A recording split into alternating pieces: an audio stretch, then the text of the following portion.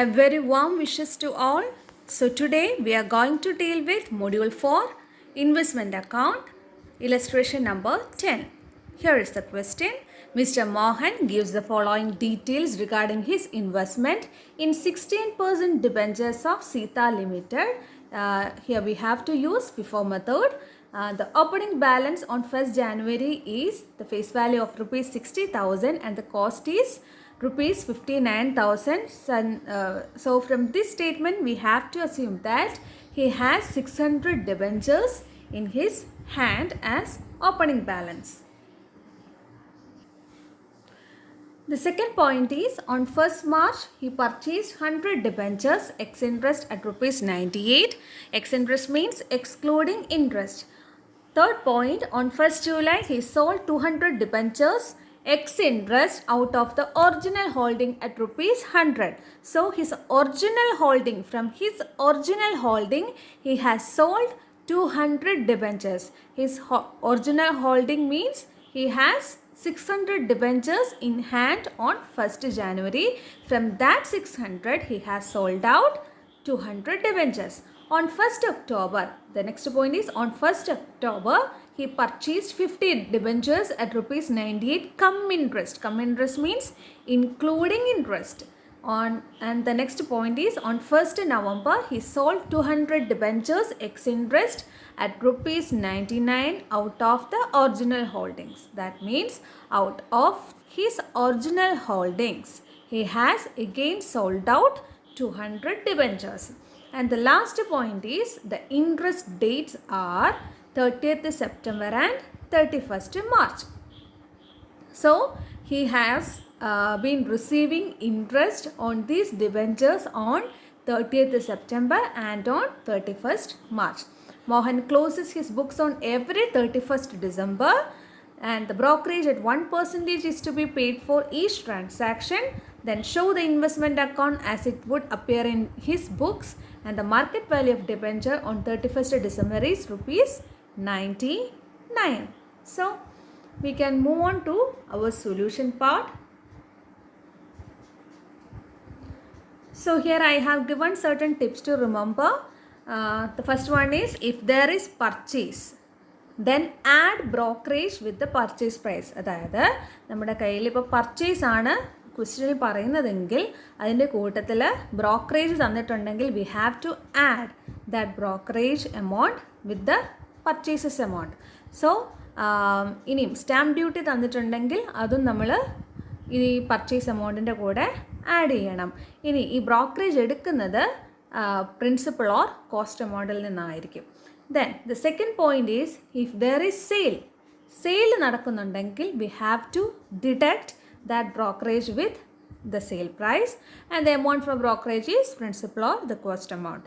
Then the third point is if there is any selling expenses it should be deducted from the sale price. Sale proceeds നിന്ന് ആ ഒരു selling expense deduct ചെയ്ത് കാണിക്കണം for finding the principal or cost amount.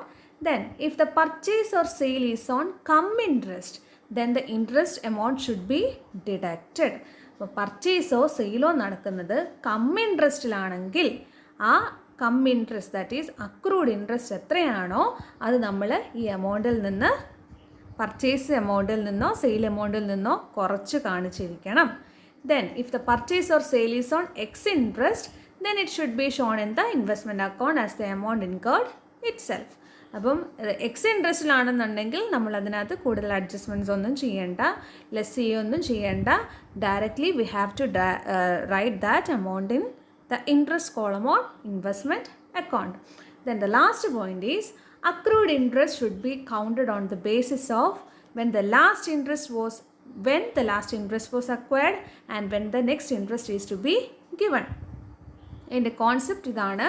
Come ഇൻട്രസ്റ്റോ ex ഇൻട്രസ്റ്റോ arise ചെയ്യുകയാണെന്നുണ്ടെങ്കിൽ we have to find out the accrued interest. എത്രയാണ് ഇനി കിട്ടാനുള്ള ഇൻട്രസ്റ്റ്, എത്രയാണ് നമുക്ക് കിട്ടാൻ പോകുന്നത്. സോ ആ ഒരു ഇൻട്രസ്റ്റ് കണ്ടുപിടിക്കണമെന്നുണ്ടെങ്കിൽ എന്നാണ് ഈ ഒരു പർട്ടിക്കുലർ ഡിബെഞ്ചറിന് ലാസ്റ്റ് ഇൻട്രസ്റ്റ് കിട്ടിയ ഡേറ്റ്, എന്നാണ് ലാസ്റ്റ് ഇൻട്രസ്റ്റ് കിട്ടിയത്, ഇനി എന്നാണ് കിട്ടാൻ പോകുന്നത്, ആ ഒരു ഗ്യാപ്പ് ആയിരിക്കും നമ്മുടെ അക്രൂഡ് ഇൻട്രസ്റ്റിൻ്റെ മന്ത് കാൽക്കുലേഷൻ നടക്കുന്നത്.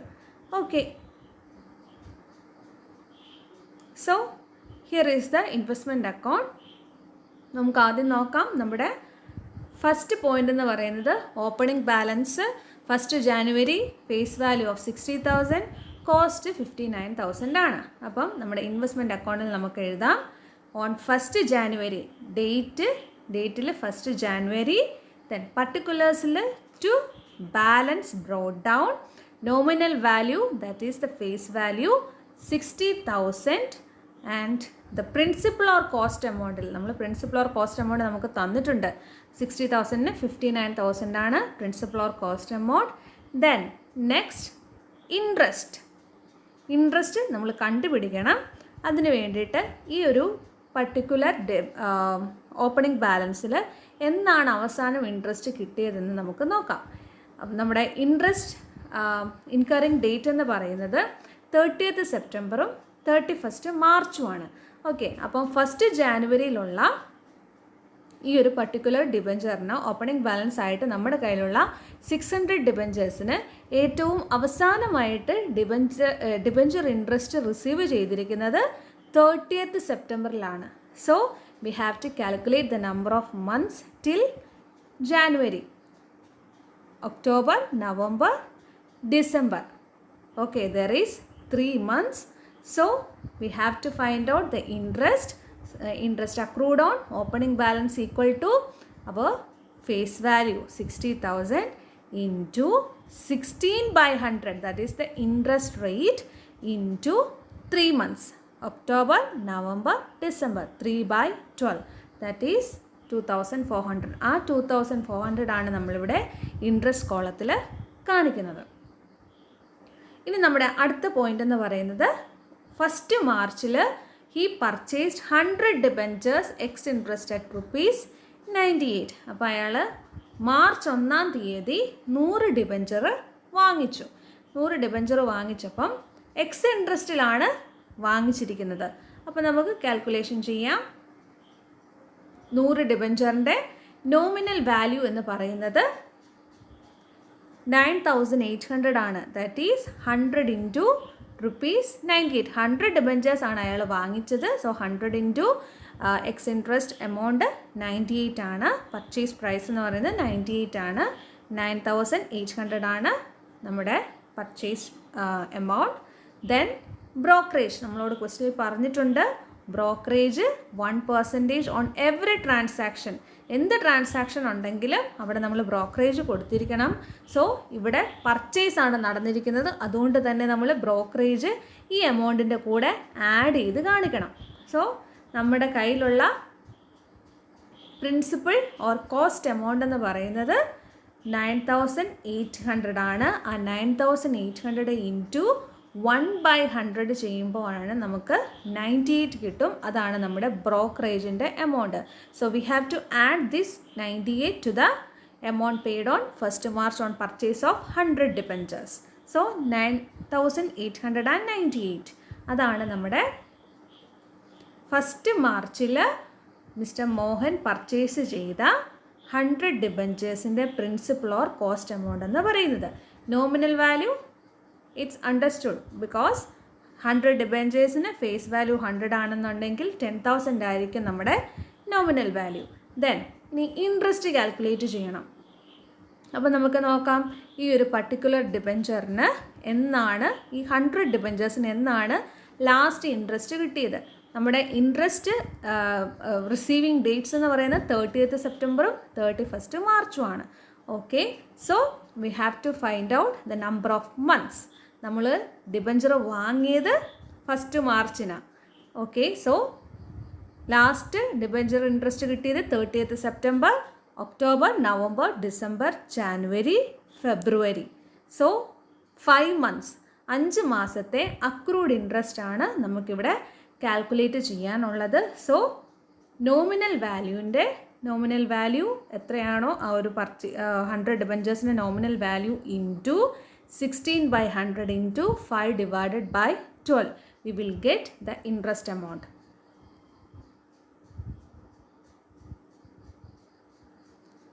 So നെക്സ്റ്റ് അടുത്ത പോയിന്റ് എന്ന് പറയുന്നത് 1st ജൂലൈയിലാണ് he sold 200 debentures ex interest out of the original holding at rupees 100. അപ്പോൾ ഇനിയുള്ള ട്രാൻസാക്ഷൻ നടക്കുന്നത് ജൂലൈയിലാണ്. അപ്പോൾ നമ്മൾ നോക്കണം നമ്മുടെ ഇൻട്രസ്റ്റ് റിസീവ് ചെയ്യുന്ന ഡേറ്റുകൾ എന്നൊക്കെയാണ് 30th സെപ്റ്റംബറും 31st മാർച്ചും. അപ്പം ജൂലൈയിലെ ഇനി അടുത്ത ട്രാൻസാക്ഷൻ ഉള്ളൂ. അപ്പം നമ്മുടെ ഇൻട്രസ്റ്റ് കിട്ടുന്ന ഡേറ്റ് കഴിഞ്ഞു പോകും. അപ്പം ഇൻട്രസ്റ്റ് ഇനി നമുക്ക് കിട്ടാനുള്ള ഡേറ്റ് 30th സെപ്റ്റംബർ കഴിഞ്ഞാൽ 31st മാർച്ചിനാണ്.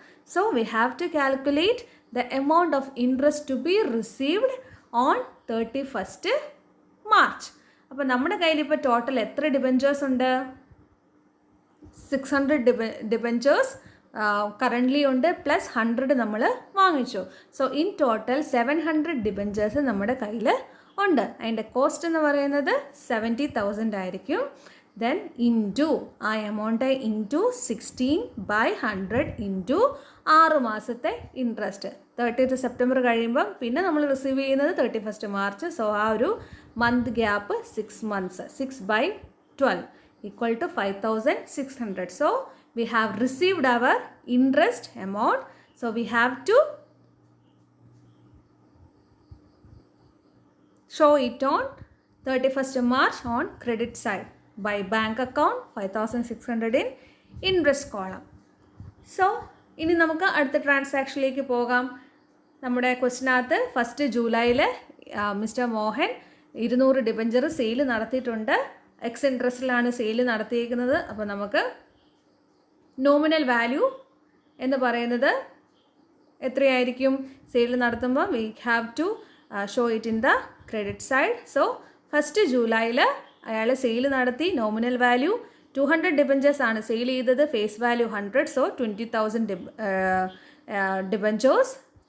Then principal or cost amount എന്ന് പറയുന്നത് we have to find it out because അത് സെയിൽ നടത്തിയിരിക്കുന്നത് 100 original holding at ₹100. So 200 into 100 that is 20,000 will be our amount received from sale on 1st July. And the principal or cost amount, we have to find the principal or cost amount. So ഇവിടെ സെയിലാണ് നടന്നിരിക്കുന്നത്, അതുകൊണ്ട് തന്നെ നമ്മൾ brokerage കുറച്ച് കാണിക്കണം. So 20,000 into 1/100 you will get 200 as your brokerage amount. So we have to deduct that amount from 20,000. So we will get 19,800 as our actual principal or cost amount for the above sale. So we have to show that 19,800 in the principal or cost amount column. Next we have to find out the interest. ഇതിന് accrued interest ഉണ്ടോ ഇല്ലയോ എന്നുള്ളത് കണ്ടുപിടിക്കണം. Because ഇത് sale നടത്തിയിരിക്കുന്നത് X ഇൻട്രസ്റ്റിലാണ്. അപ്പം interest കിട്ടുന്ന ഡേറ്റിന് മുന്നേ ആണ് ഇതിന് സെയിൽ നടന്നിരിക്കുന്നത്. അപ്പോൾ നോക്കാം, നമുക്ക് 1st ജൂലൈയിൽ നമ്മൾ സെയിൽ നടത്തി. അപ്പം അവസാനമായിട്ട് നമുക്ക് ഇൻട്രസ്റ്റ് കിട്ടിയത് 31st മാർച്ചിനാണ്. ഇനി ഇൻട്രസ്റ്റ് കിട്ടാൻ പോകുന്നത് 30th സെപ്റ്റംബറിനേ ഉള്ളൂ. So the difference between the months എത്രയാണോ അതായിരിക്കും ഇവിടെ നമ്മൾ കണ്ടുപിടിക്കാൻ പോകുന്ന അക്രൂഡ് ഇൻട്രസ്റ്റിൻ്റെ number of months. So 31st മാർച്ചിന് അവസാനം കിട്ടി. April, May, June 3 months. So 19,800 will be our cost or cost amount. So accrued interest will be calculated on nominal value. So 20,000 into 16/100 into 3 divided by 12. That is equal to 800. അതാണ് നമ്മുടെ interest കോളത്തിൽ 800 കാണിച്ചേക്കുന്നത്. ഇനി next we have to find out നമ്മൾ sale നടത്തിയത് പ്രോഫിറ്റിലാണോ ലോസിലാണോ എന്നുള്ളതാണ് ഇനി കണ്ടുപിടിക്കാനുള്ളത്. അതാണ് നമ്മുടെ അടുത്ത പ്രൊസീജിയർ. സോ സെയിൽ പ്രൊസീഡ്സ് 20,000 ആണ്. സെയിൽ പ്രൊസീഡ്സ് എന്ന് പറയുന്നത് വിറ്റത് 100 രൂപയ്ക്കാണ്. സോ 20,000 ആണ് നമ്മുടെ sale price less cost of investment. Cost of investment നമ്മൾ കണ്ടുപിടിക്കണം. നമ്മൾ ഒറിജിനൽ ഹോൾഡിങ്സിൽ നിന്നാണ് സെയിൽ നടത്തിയിരിക്കുന്നത്. സോ ഒറിജിനൽ ഹോൾഡിംഗ് 60,000 ഡിബഞ്ചേഴ്സിൻ്റെ കോസ്റ്റ് എമൗണ്ട് എന്ന് പറയുന്നത് 59,000 ആണ്. സോ 59,000 ഇൻറ്റു നമ്മൾ എത്രയാണോ സെയിൽ ചെയ്തത്, എത്ര ഡിബഞ്ചറാണ് സെയിൽ ചെയ്തത്? 200 debentures divided by 600, you will get 19,667 as your cost of investment amount. So അത് ലെസ് ചെയ്യുമ്പോൾ കിട്ടുന്ന എമൗണ്ട് ആണ് നമ്മുടെ profit or loss on sale. Here we have got 133 as our amount, so it is profit on sale. So we have to show profit on sale as to profit and loss account in the debit side, and on the principal or cost column we have to show that 133. Next, അടുത്തത് 1st ഒക്ടോബറിലാണ് ഇനി അടുത്ത transaction നടക്കുന്നത്. Purchased 50 debentures at ₹98 come interest. ഇയാൾ come ഇൻട്രസ്റ്റിൽ 50 debenture purchase ചെയ്തു. അപ്പം നമുക്ക് ആദ്യം nominal value കണ്ടുപിടിക്കാം. Nominal value 50 × 100, that will be 5000 ആണ് നോമിനൽ വാല്യൂ. ദെൻ ഇനി നമ്മുടെ cost or principal or cost amount കണ്ടുപിടിക്കണം. അതിന് 50 × 98 ചെയ്യണം. So 4,900 will be the principal or cost amount, and we have to add brokerage. ഇവിടെ പർച്ചേസ് ആണ് നടക്കുന്നത്. സോ ബ്രോക്കറേജ് ആഡ് ചെയ്യണം. Brokerage is 1% for every transaction. എല്ലാ ട്രാൻസാക്ഷനും കൊടുക്കണം. അതുകൊണ്ട് തന്നെ ഇവിടെ നമ്മൾ ആ ബ്രോക്കറേജ് എമൗണ്ട് ആഡ് ചെയ്യണം. 4,900 into 1/100, you will get 49. So total the amount will be 4949 as the principal or cost amount. അപ്പം 4949 നമ്മൾ ഡെബിറ്റ് സൈഡിൽ ടു ബാങ്ക് അക്കൗണ്ടിൽ പ്രിൻസിപ്പൽ ഓർ കോസ്റ്റ് കോളത്തിൽ കാണിക്കുക. ദെൻ ഇനി ഇതിന് ഇൻട്രസ്റ്റ് ഉണ്ടോ ഇല്ലയോ എന്ന് നോക്കണം. സോ 1st ഒക്ടോബറിലാണ് നമുക്ക് പർച്ചേസ് നടക്കുന്നത്. 50 ഡിബഞ്ചേഴ്സ് പർച്ചേസ് ചെയ്തിരിക്കുന്നത് 1st ഒക്ടോബറിലാണ്. സോ നമുക്ക് ലാസ്റ്റ് ഇൻട്രസ്റ്റ് കിട്ടിയ ഡേറ്റ് എന്നാണ്? 30th September. അപ്പം അവിടെ ഇൻട്രസ്റ്റ് നമുക്ക് അക്രൂഡ് ഇൻട്രസ്റ്റ് ആയിട്ട് അവിടെ ഒന്നും എറൈസ് ചെയ്യുന്നില്ല. ബിക്കോസ് 1st ഒക്ടോബറിലാണ് അയാൾ വീണ്ടും പർച്ചേസ് നടത്തിയത്. സോ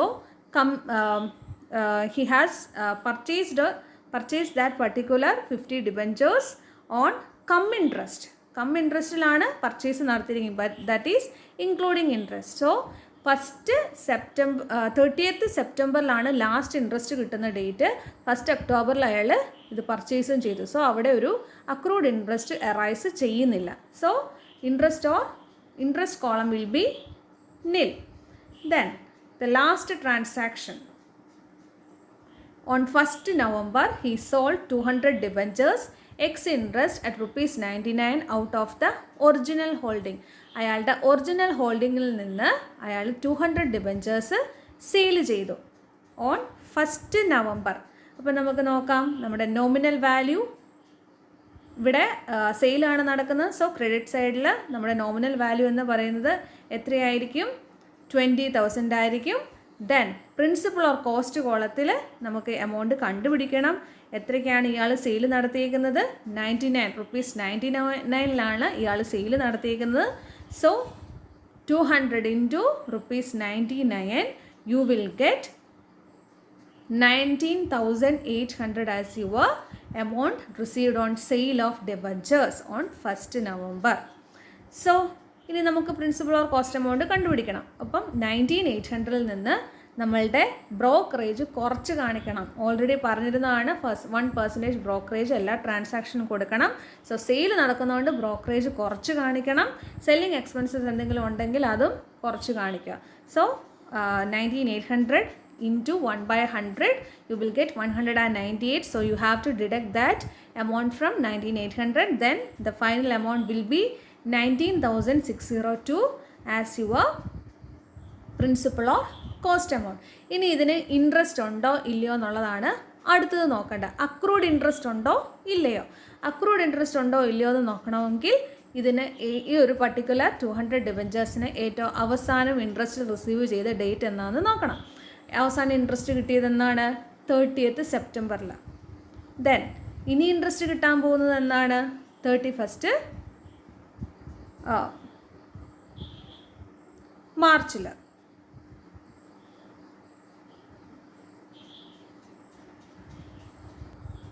ഓക്കെ, അപ്പോൾ 31st മാർച്ചിലാണ് നമുക്കിനിയും അടുത്ത ഇൻട്രസ്റ്റ് റിസീവ് ചെയ്യാൻ പോകുന്നത്.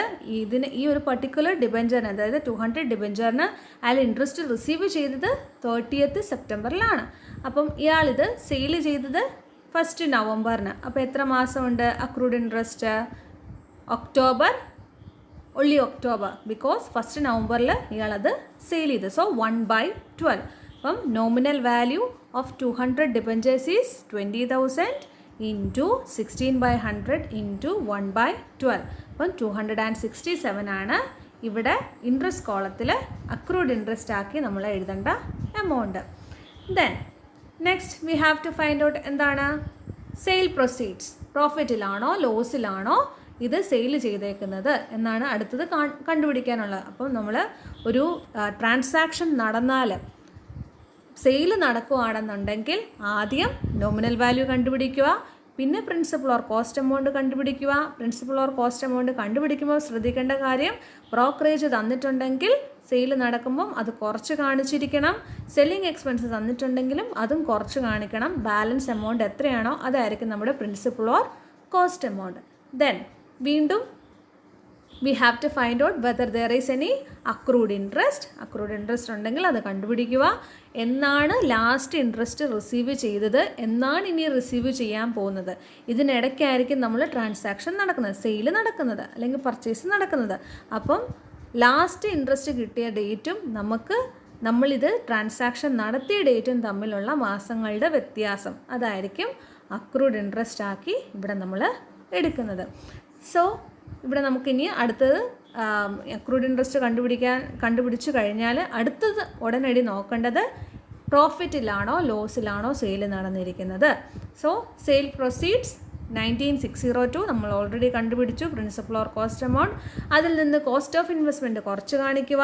ഒറിജിനൽ ഹോൾഡിങ്സിൽ നിന്നാണ് ഇയാൾ സെയിൽ നടത്തിയിരിക്കുന്നത്. So 59,000 into 200 divided by 600. You will get 19,667 as your cost of investment amount. So there is a loss on sale.